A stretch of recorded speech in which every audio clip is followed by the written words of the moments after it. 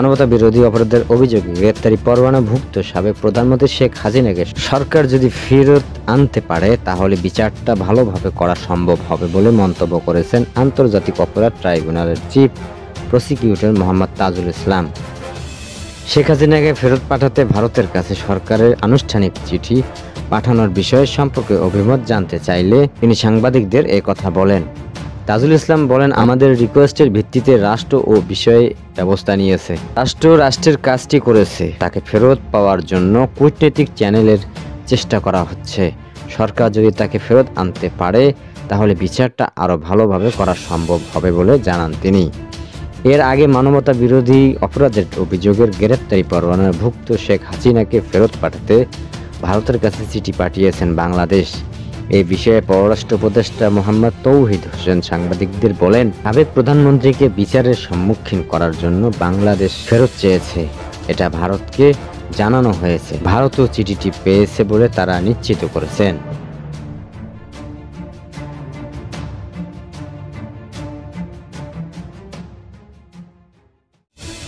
দেশে পরীক্ষিত দুটি দেশপ্রেমিক শক্তি আছে। এর একটা সেনাবাহিনী, আরেকটা জামায়াতে ইসলামী। আওয়ামী লীগ বাংলাদেশকে ভারতের কাছে ইজারা দিয়েছিল। ক্ষমতার জন্য ষড়যন্ত্র করে প্রাণ কেড়ে নিয়েছে বিডিআরের। সোমবার রাত 9টায় রংপুরের পাগলাপীরে জামায়াতে আয়োজিত পথসভায় এসব কথা বলেন জামায়াতে আমির ডক্টর শরীফুর রহমান। তিনি বলেন, আওয়ামী লীগ সাবেক সেনাপ্রধান মঈন উই আহমেদের সঙ্গে ষড়যন্ত্র করে পেছনের দরজা দিয়ে 2009 সালের 7 জানুয়ারি ক্ষমতায় আসে। তার 2 মাস পুরো না হতেই পরের মাসেই আমরা লক্ষ্য করলাম বিডিআর সদর দপ্তর পিলখানায় তারা 57 জন সেনা অফিসারকে নির্মমভাবে হত্যা করেছে। তাদের পরিবারের সদস্যদের হত্যা করে লাশ ড্রেনে ভাসিয়ে দিল। সঙ্গে সঙ্গে পিলখানা চতুর্দিকে রাতের বেলা বন্ধ করে দিয়ে খুনিদের পালানোর ব্যবস্থা করে দিল। বিডিআরের লোকেদের দফায় দফায় অ্যারেস্ট করলো। 15,500 বিডিআর জওয়ানকে জেলে নিয়ে গেল। জেলের ভেতরে 350-এর অধিক অফিসার ও সৈনিক মারা গেল। জামায়াত আমির বলেন, ক্ষমতায় আসার জন্য ষড়যন্ত্র করল আওয়ামী লীগ, আর জীবন গেল বিডিআরের। আওয়ামী লীগ একটি ষড়যন্ত্রকারী দল। একটি বাহিনীকে শেষ করে দিল তারা। বাহিনীর কোমর ভেঙে দিল। এরপর জামায়াতে ইসলামের গায়ে হাত দিল। ডক্টর শরীফুর বলেন, এই দেশে পরীক্ষিত দুটি দেশপ্রেমিক শক্তি আছে। এটা সেনাবাহিনী, আরেকটা জামায়াতে ইসলামী। আগে সেনাবাহিনী ক্ষতি সাধন করেছে, জামায়াতকে তছনছ করে দিয়েছে। পারলে তারা যা ইচ্ছা তাই করতে পারবে। তিনি আরো বলেন, আওয়ামী লীগের কার্যরত এই দেশকে ভারতের কাছে ইজারা দিয়ে রেখেছিল। আমরা এই দেশে মুসলমান, হিন্দু, বৌদ্ধ, খ্রিস্টান 4টি ধর্মের মানুষ পাশাপাশি বসবাস করি। হিংসা বিদ্বেষ নেই বললেই চলে। আমরা সাম্প্রদায়িক সম্প্রীতির উজ্জ্বল দৃষ্টান্ত। এই দৃষ্টান্ত পূর্ণ পুরুষদের কাছ থেকে আমরা শিখেছি। কিন্তু আওয়ামী লীগ ধর্মের ভিত্তিতে সংখ্যালঘু হিসেবে এই দেশের মানুষকে আখ্যায়িত করেছে। জামায়াতে আমির বলেন, 2007 সালের 7 জানুয়ারি থেকে 2024 সালের 5 আগস্ট পর্যন্ত তারা সংখ্যালঘু বলে যাদের জন্য মায়াকান্না করেছিল, তারাই তাদের জায়গায় জমি অন্যায়ভাবে সব দখল করে রেখেছিল। তাদের সম্পদের ওপর হাত দিয়েছে আওয়ামী লীগ, তাদের ইজ্জতের ওপর হাত দিয়েছে। এই সময় এসে তারা আওয়ামী লীগ মায়াকান্না করে এবং দোষ চাপায় এদেশের দেশপ্রেমিক মানুষের, বিশেষ করে যারা নিষ্ঠাবান মুসলমান তাদের উপর। পথসভায় আরও বক্তব্য রাখেন জামায়াতের নেতা মাহবুবুর রহমান বেলাল, ATM আজম খান, এনামুল হক সহ অন্যান্য নেতৃবৃন্দ।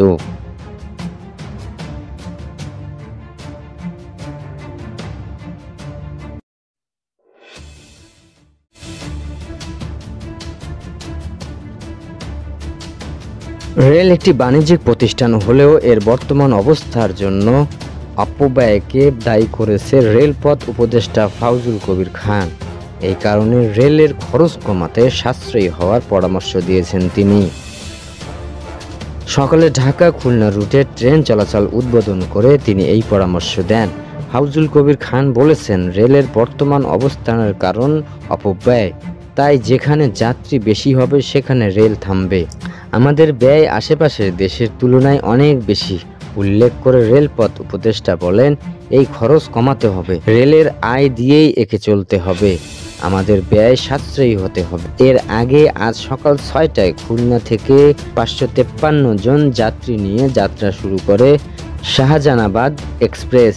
পরে পদ্মা সেতু হয়ে ট্রেনটি ঢাকা কমলাপুর রেল স্টেশনে পৌঁছায় সকাল 10টা 15 মিনিটে, অর্থাৎ খুলনা থেকে ঢাকায় পৌঁছতে সময় লেগেছে 4 ঘন্টা 15 মিনিট।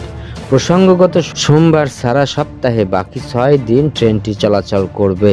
ট্রেনটি যাওয়া আসার পথে যশোর, নোয়াপাড়া, সিঙ্গিয়া জংশন, নড়াইল, লোহাগাড়া, কাশিনিয়া জংশন ও ভাঙ্গা জংশন স্টেশনে যাত্রা বিরতি করবে। রেলের দেওয়া সময়সূচি অনুসারে শাহজাহানাবাদ এক্সপ্রেস খুলনা থেকে ছাড়বে সকাল 6টায়। ট্রেনটি ঢাকায় পৌঁছানোর নির্ধারিত সময় সকাল 9টা 45 মিনিটে। ঢাকা থেকে আবার ট্রেনটি ছেড়ে যাবে রাত 8টায়। খুলনায় পৌঁছানোর কথা 11টা 40 মিনিটে।